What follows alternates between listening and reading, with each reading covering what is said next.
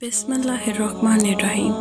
خوش آمدید ناظرین، آج ہم حضرت جبرائیل علیہ السلام کے بارے میں جانیں گے۔ حضرت جبرائیل علیہ السلام اسلامی عقائد میں 4 بڑے فرشتوں میں سے ایک ہیں۔ حضرت جبرائیل علیہ السلام کی اہمیت اور کردار اسلامی تعلیمات میں انتہائی نمایاں ہے، کیونکہ وہ اللہ کے پیغام کو انبیاء تک پہنچانے کے فرشتے ہیں۔ ان کا سب سے اہم فریضہ وحی کا نزول ہے، اور انہوں نے قرآن مجید کو حضرت محمد صلی اللہ علیہ وآلہ وسلم تک پہنچایا۔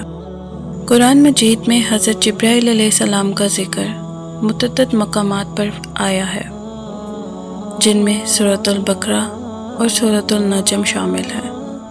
سورہ بقرہ میں فرمایا گیا، کہہ دو کہ جو کوئی جبرائیل کا دشمن ہو تو سن لے کہ اس نے اللہ کے حکم سے یہ قرآن تمہارے دل پر نازل کیا ہے۔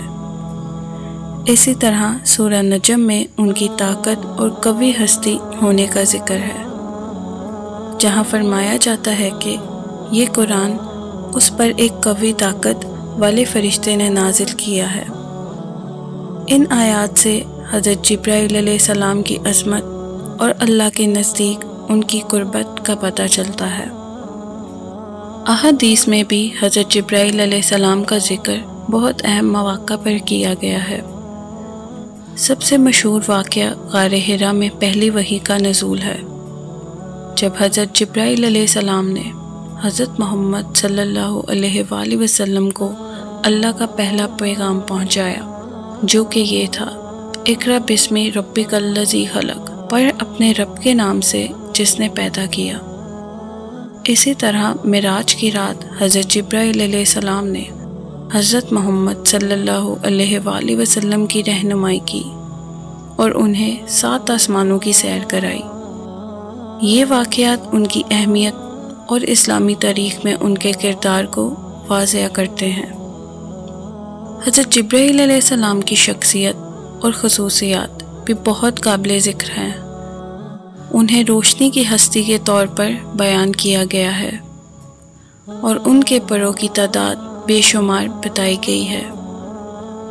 ان کا نورانی وجود اور ان کی شان و شوکت کا ذکر مختلف روایات میں آیا ہے، جو ان کی عظمت اور پاکیزگی کو بیان کرتا ہے۔